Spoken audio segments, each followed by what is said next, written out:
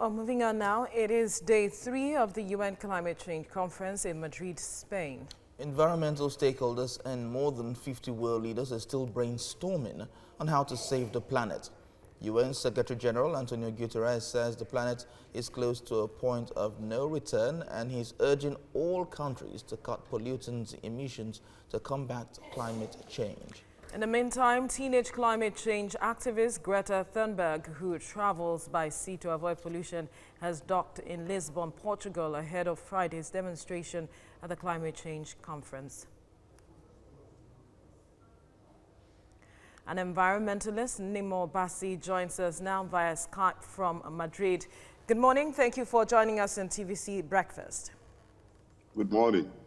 Well, this is the 25th conference on climate change, yet it doesn't seem like much is being done with regards to response to the issues of climate change. What do you think this gathering will achieve? You are right to say that after so many years of climate negotiation, not much has been achieved, because the world has been moving further and further away from the real solutions to global warming. There isn't much, I must say, there isn't much expectation from this particular COP, but what is expected of countries is for them to review what they promised to do according to the Paris Agreement to keep temperatures from rising unreasonably up to 1.5 or 2.5 degrees Celsius above pre-industrial levels. But so far, the commitments made by countries, as was seen in the climate summit of last September in New York, commitments made have shown that if those commitments are implemented, the world would overshoot these limits that were set by the Paris Agreement. So it is yet to be seen how willing countries, especially the big polluting countries, are going to come forward to pledge to increase their emissions reduction, real emission reduction, and also to provide finance and technical means for poorer and more vulnerable countries to do something about the situation. Okay, you talked about calling on the countries participating in COP25 to review the Paris Agreement promise. But in all of this, after the talk now, the problem is implementation. Do you see countries implementing this promise and of course the resolution that will come out from this COP25? Well, the challenge with this is that many of the promises made by some of the, especially by the vulnerable countries, are conditional on assistance, on finance, on technology. So far, we've not seen the world move in the direction of raising the kind of finance that is needed. When the Paris Agreement was, if you go back to the COP that was held in 2009 in Copenhagen, when the world said by 2020 they will be raising $100 billion to support poorer and more vulnerable countries. So far, that is not anywhere near being achieved. Even the short-term target of $10 billion is not even reached at this moment. So implementing the promises, the pledges made in the national determined contributions in the Paris Agreement is a long way off from happening.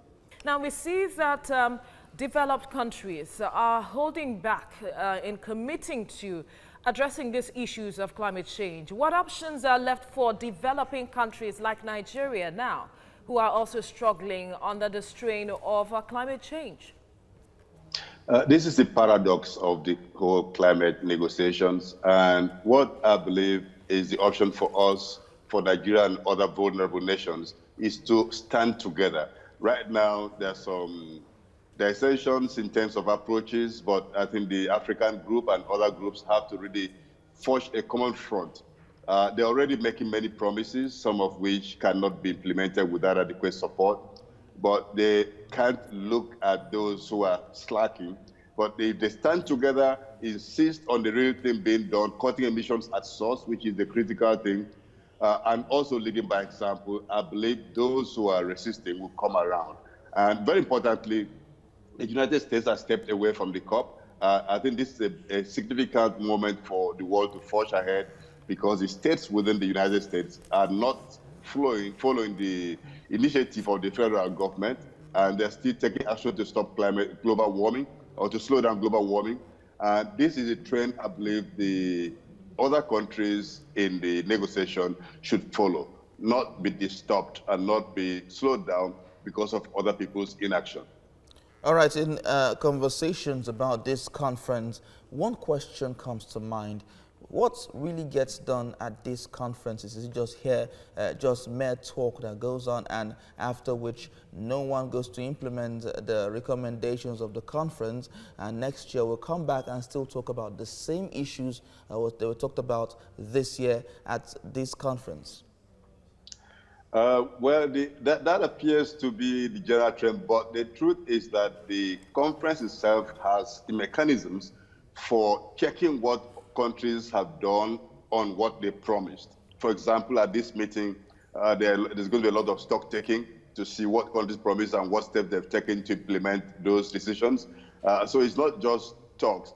But the most worrying thing for some of us is that rather than following the justice foundations of the whole negotiations, the world is moving more towards the market, using market forces to try to solve environmental problems, whereas it's the market forces that created the environmental problem. This is the big tragedy of the conferences. All right, let's talk about funding now. How critical is funding in all of this, especially when we look at the fact that Nigeria has struggled with issues of flooding over time, and now we are seeing heat waves. How do we address this, looking at the fact that funding is also a major issue? Funding is a central issue, really, because, and this is why in the Copenhagen Accord, as well as in the Paris Agreement, there's a pledge, there's a promise for the polluting, rich, industrialized, and polluting nations to contribute funds to support vulnerable nations. Now, the basket of funds is still almost empty. There are pledges amounting to $9.7 billion US.